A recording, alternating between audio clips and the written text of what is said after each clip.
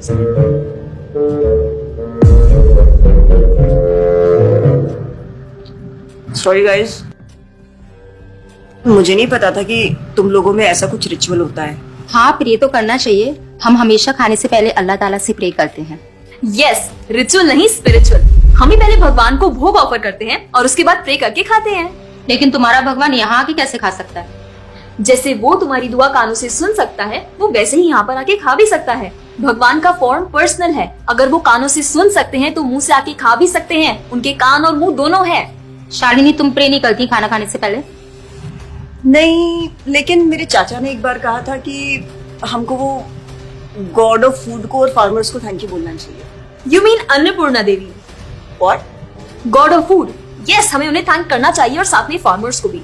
But I believe in watering the roots. देखो, हम हमेशा क्रिएशन को तो अप्रिशिएट करते ही हैं, लेकिन हम क्रिएटर को ना अप्रिशिएट करना भूल जाते हैं। अभी सोचो, पानी ना हो, हवा ना हो, उपजाऊ मिट्टी या धरती माँ ना हो, तो फार्मर क्या कर लेगा? So I believe that we should be thanking the Creator, the Lord, who is providing us with all the basic necessities. Point. अब तुम किस किस को थैंक करेगा? वैसे भी तुम्हारे 33 करोड़ तो देवी देवता है। बताओ, किस किस को थैंक करेगा तुम? और शांति, तुम बताओ, तुम किस गॉड को मानता है? मैं ऐसे किसी गॉड को नहीं मानती, लेकिन I think Shiva is a big God.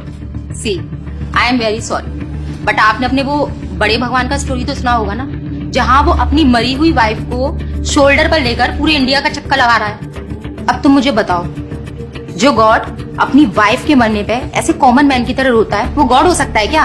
अच्छा, may be, I don't know much about this story, but he is very famous. And north में तो राम जी भी बहुत फेमस है ना। उनका स्टोरी तो तुमको पता होगा ना, सबको पता है। उनकी वाइफ को रावण ले गया था। हाँ, पता है। अब तुम मुझे बताओ, वो गॉड है? वो अपनी वाइफ को भी अकेला नहीं बचा के ला सकता। उसको अपनी वाइफ को बचाने के लिए भी वानर सेना की हेल्प चाहिए, और उस वानरों को भी तुम पूछता है। I am sorry. और गीता, तुम कृष्ण को मानती हो, और वो तो हर लड़की के साथ रासलीला करते रहते थे।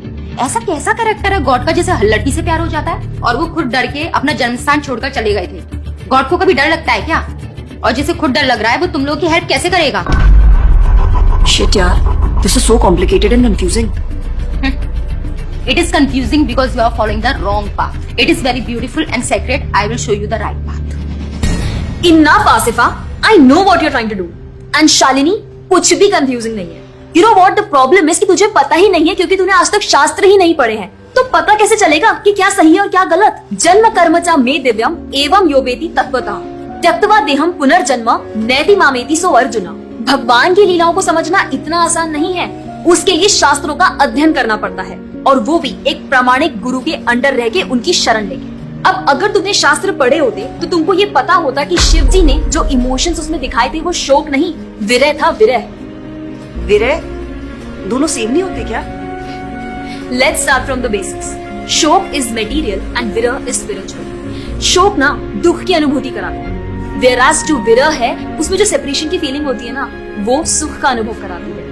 भगवान भगवत गीता में ना शोक करने वाले व्यक्ति को मूर्ख बताते हैं। गतासुन अगतासुंश्च नानु शोचन्ति Pandita. A wise man never laments for the living nor for the dead. Bhagavad Gita chapter 2 text 11। अपनों की मौत पे आंसू बहाना शोक है, लेकिन वही रामायण देखते देखते जो आंसू निकले ना, वो विरह है, विरह।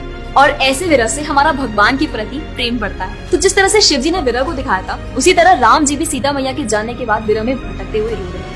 और यही नहीं, सीता देवी इतनी प्योर है ना कि उन्हें राम जी के अलावा कोई टच भी नहीं कर सकता था। रावण जिनको लेके गया था वो छाया सीता देवी थी। असली सीता देवी तो अग्नि में समा गई थी, और वो अग्नि परीक्षा के वक्त बाहर आई थी। और आसिफा, तू क्या बोल रही थी? भगवान राम को अपनी पत्नी को बचाने के लिए वानरों की मदद लेनी पड़ी थी।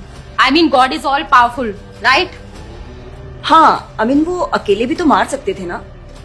यार शालिनी, अगर तूने कभी रामायण पढ़ी होती तो तुझे पता होता, जब खर और दूषण आए थे अपने 15,000 ऐसे दानवों के साथ जो इंसान को खा जाते थे, उन सब के साथ राम जी ने अकेले बिना किसी की हेल्प के उन सबके चिथड़े उड़ा दिए थे। अब ऐसे राम के लिए रावण को मारना मुश्किल है क्या? हाँ, लेकिन बाद में वानरों की हेल्प क्यों ली?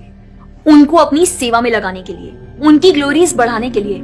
अरे उन्होंने तो एक छोटी सी गिलहरी तक को अपनी सेवा में लगा लिया था। What? कभी पढ़ा हो तो पता हो ना।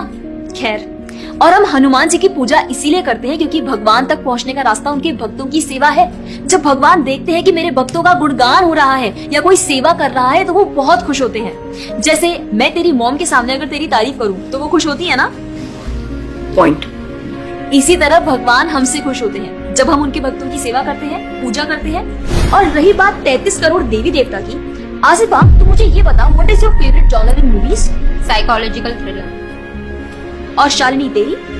Romantic and comedy. एग्जैक्टली। जैसे हर किसी का अपने नेचर के अकॉर्डिंग फेवरेट जॉनर होता है, वैसे ही भगवान ने हर किसी के नेचर के अकॉर्डिंग व्यक्ति के लिए उसके नेचर के अनुसार वेद और पुराण दिए हैं। और उन्हीं पुराणों को फॉलो करके लोग अपनी देवी देवता की तरफ अट्रैक्ट होते हैं। और ये सभी देवी देवता भगवान की ही सेवा कर रहे हैं। जैसे रोशनी के देवता सूर्य देव, हवा के देवता वायु देव, बारिश के देवता इंद्र देव। जैसे एक सरकार चलाने के लिए इतनी सारी पोजीशंस होती हैं, वैसे ही इस पूरे ब्रह्मांड को चलाने के लिए अलग अलग देवी देवताओं की जरूरत पड़ती है। तो मतलब वो अपनी पोजीशन का मिसयूज करेंगे, किसी भी लड़की के साथ कुछ भी करेंगे, रास लीला करेंगे। Stop it Asifa, now you are crossing the line. तुझे पता ही क्या है कृष्ण के बारे में? जो लोग बोलते हैं कि कृष्ण करे तो रास लीला है, हम करें तो कैरेक्टर ढीला है, उनको बोलो पहले भागवतम पढ़ ले। ठीक रास लीला से पहले भगवान ने गोवर्धन उठाया था, उनको बोलो पहले जाके गोवर्धन पर्वत उठाए। पैदा होते ही पूतना को मारा था, बच्चे से एक मच्छर नहीं मारा जाता। When he was crawling, मुख में ब्रह्मांड दिखा दिया था। तू अपने मुंह में अपना ये हॉस्टल ही दिखा दे आसिफा। क्या तुम जानते हो द्वारका में भगवान श्री कृष्ण की 16,108 रानियां थी और सबके अलग अलग महल थे और हर एक महल में श्री कृष्ण सबके साथ होते थे एक ही समय पर। रोज सारी रानियां कृष्ण से खुश थी और उन सब की जरूरतें कृष्णा पूरी करते थे। क्या किसी नॉर्मल से इंसान के लिए ये सब संभव है? आज के टाइम पे तो एक ही नहीं संभलती, लेकिन उस टाइम सारी रानियां एक दूसरे के साथ खुश थी और उन्हें खुश कृष्ण रखते थे। क्यों? क्योंकि वो भगवान है। और रही बात ब्रज की गोपियों के साथ रास लीला करने की, तो इतना जान लो कि रास लीला के टाइम पर करोड़ों गोपियां थी और कृष्ण पूरे टाइम हर एक गोपी के साथ मौजूद थे और उनके साथ डांस कर रहे थे एक टाइम पे करोड़ों गोपियों के साथ। ये सब बहुत डीप लीला है और ये सब तभी पता चलेगी जब साधुओं के संग में रह के शास्त्रों को पढ़ा जाएगा। हवा में तीर चलाने से या सुनी सुनाई बातों पर यकीन करने से कुछ नहीं होने वाला। और रही बात अपने भक्तों को बचाने की, तो भगवान ने तो अपने भक्त परीक्षित महाराज को गर्भ में बचाया। 5 साल के प्रहलाद महाराज के लिए नरसिंह अवतार लेकर आए और उनको बचाया। यहाँ तक कि वो अपने गुरुदेव सांदीपनि मुनि के बेटे को मरने के बाद वापस लाए और उनको जिंदा किया। आई एम रियली इम्प्रेस्ड यार। हिंदू होते हुए भी मुझे फैक्ट्स पता ही नहीं थे। मेरे पेरेंट्स ने मुझे कभी इन सब चीजों के बारे में बताया ही नहीं। हाँ, पेरेंट्स की तो गलती है, लेकिन हम भी तो वही कर रहे हैं जो उन्होंने किया। We are not learning about our culture, not reading Ramayan, Mahabharat और भगवत गीता। आजकल तो ये सब कुछ रीड करना बहुत इजी भी है यार। Everything is available on our phones, and the problem is that we don't want to learn। और इसीलिए हमें कोई कुछ भी बोलता है और हम उसे मान लेते हैं और अपने बिलीफ को चेंज करने के लिए रेडी हो जाते हैं। एक्चुअली में पता है, किसी का हार्ट ट्रांसफॉर्म करना है तो प्यार से करो, ज्ञान से करो, पैसे और तलवार से नहीं। और अब बारी आपकी है। अगर आप भी चाहते हैं कि कोई एड़ा गेड़ा नत्थु गेड़ा अगर आपको कुछ भी ना बोल जाए, आपका बेवकूफ ना बनाए, तो जाइए और अपने कल्चर के बारे में जानिए, ग्रंथ पढ़िए और अपने बच्चों को भी पढ़ाइए। जाकर इस वीडियो को जितना हो सके उतना शेयर करिए ताकि कोई और लड़का या लड़की इस केरला स्टोरी का शिकार ना बने। और हाँ, इस वीडियो को लाइक करें और भक्ति टुडे चैनल को सब्सक्राइब करें।